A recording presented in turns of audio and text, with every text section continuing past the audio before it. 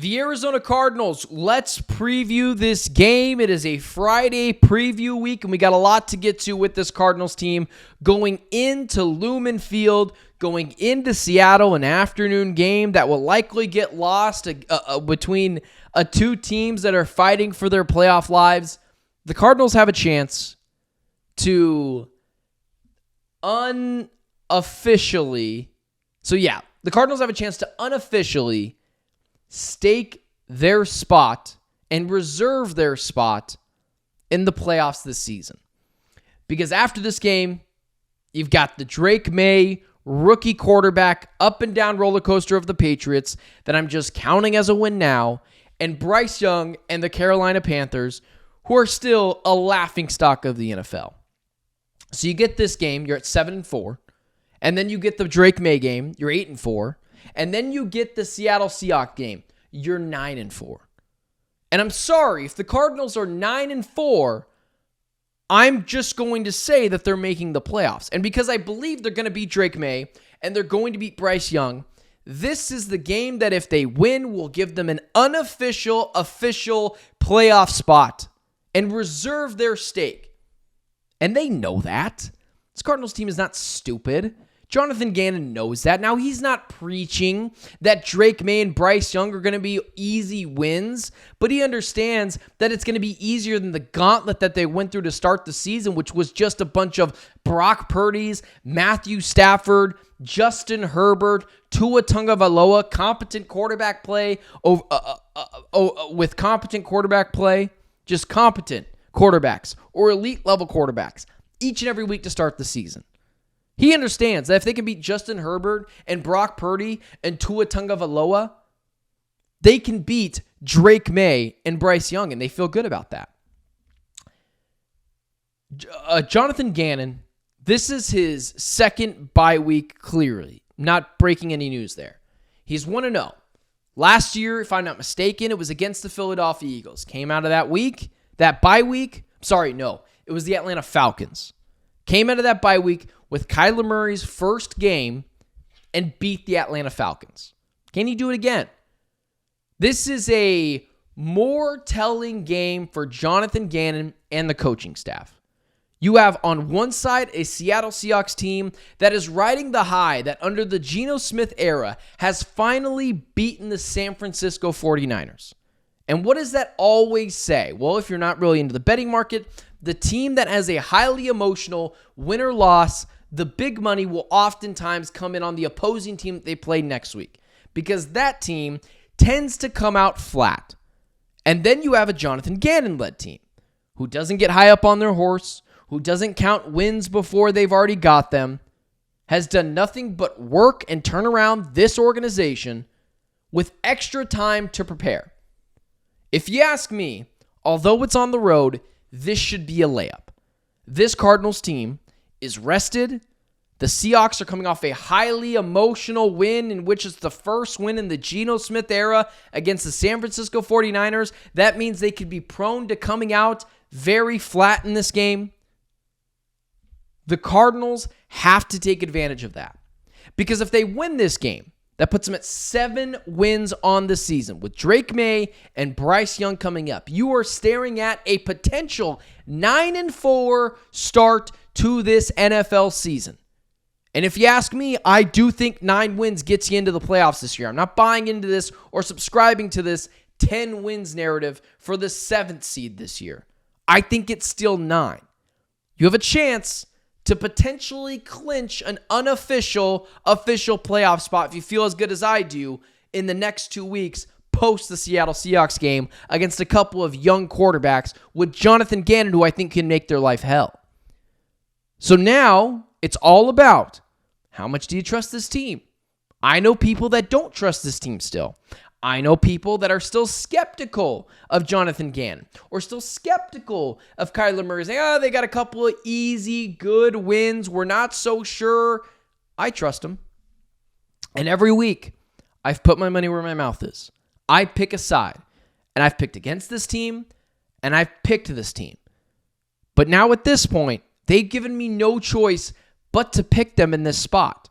They showed competency. Kyler Murray has showed his ability to stay healthy through a long period of time, as well as play up to a MVP caliber level. Can you hand the ball off to James Conner? Can you gash this defensive line that is pretty good? And can you pick on some of these young corners? Maybe not Devon Witherspoon, or maybe a Tariq Woolen if he plays in this game, or a Kobe Bryant if he plays in this game. Can you pick on these young corners? Maybe not a Julian Love over the top. He's a pretty good safety. But that's what you have to do. And the Cardinals have given me all the reasons to believe that they can do that. So I'll take them in this game. But what I want to see is this defense as well that has played really good over the last 3 games and feeling very good about themselves. Haven't allowed a touchdown in 3 straight home games. That being the Chargers, Bears, and Jets, if I'm not mistaken. Can that translate on the road? It should. What are 2 things that translate very well on the road? Defense and the running game. What are 2 things that the Cardinals have going for them recently? Defense and the running game. And I've already mentioned the Seattle Seahawks team coming off a big win, the first win in the Geno Smith era against the San Francisco 49ers. Feel very good about themselves after those San Francisco 49ers. We're talking a lot during that week. And credit to the Seattle Seahawks. And thank you for beating up on the Niners for us. We all appreciate that. But this week, you're now the new enemy. And I expect the Cardinals to win in this spot. And it's a game that when this line opened, it was 1.5 in favor of the Seahawks, which I thought was very interesting. Maybe it shows that Vegas wasn't necessarily buying into what the Cardinals were selling. But now it is completely flipped. 2.5 point different now. The Cardinals are now favored in this game, -1. It's basically a coin toss game, which I just don't see. Which, again, just leads me to believe that Vegas, if I was making the line for this game, I'd probably make it Cardinals -3.5, just because Seahawks coming off of that emotional game, like I mentioned before, and the Cardinals are just playing better than everyone thought. But I'm watching the Arizona Cardinals every week. Vegas is not. So that's where I would be at on this game. And what is seen as a little bit of a pick'em. Can you continue to run this offense through James Conner and the passing attack through Trey McBride, not Marvin Harrison Jr.? Marvin Harrison Jr. stands. Can you do that? Open up the middle of the field, hit Marvin Harrison Jr. for a cheap touchdown. Kyler Murray, can you get the running game going? And also, it just kind of depends what the weather's going to be like in this game. Looks like it's going to be 48 degrees, potential showers. That favors the Cardinals again. Defense, running attack. Those are 2 things that work well in the rain and also travel well on the road. James Conner and this defense that's been playing better lately. You want, as a Cardinals fan, to pick against the Cardinals because you've been scorned for so long. But I'm here to tell you, it's not the same quarterback team. Cliff Kingsbury and Steve Keim are not walking through that door. It's Jonathan Gannon. It's Monty Ossenfort now. The big bad man can't hurt you anymore. So with that being said, I got to be honest. I got to put my money where my mouth is. I think the Cardinals win this game. Let's call it 27-23. I anticipate it being a fairly contested, close game, but the Cardinals pulling away in that 4th quarter, but with the Seahawks as well, scoring a last-second touchdown. Maybe it sets up a potential onside kick. But aside from that going awry, I like the Cardinals to win this game 27-23. That would cover the spread that I would have set for this game at -3.5. But again, what travels on the road and what plays well in a potential rainy game?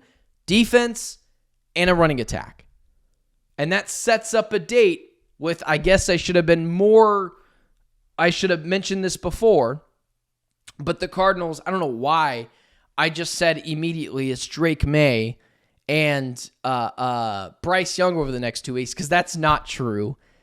But you still have those 2 games coming up. But that's not true. I don't know. And the reasoning why I know that now is because I'm literally going to the game in Minnesota next week against the Minnesota Vikings, where they'll have Sam Darnold playing. But either way, Sam Darnold, Drake May, Bryce Young. You should be able to win those 3 games. And you should definitely be able to win at least 2 of those games. So if you could steal 1 more, eventually you get to 9 wins if you beat 2 of those 3 quarterbacks coming up against the road. But I do think it's very funny that for 10 minutes now, I was just saying Drake May and Bryce Young, but everything else obviously still stays the same for the preview of this game. Because it's funny, because I literally have tickets to go to that game in Minnesota with some friends against the Minnesota Vikings next week. So in the comment section, when you're telling me that I was wrong about that, believe me, I know. I literally have tickets to it. But either way, I like the Cardinals in this game. 27-23, beating the Seattle Seahawks, and it should be fun. Can't wait for it. Go Birds. Go Cardinals, not just go Birds, because there's 2 birds in this game. Go Cardinals. Also, go Birds.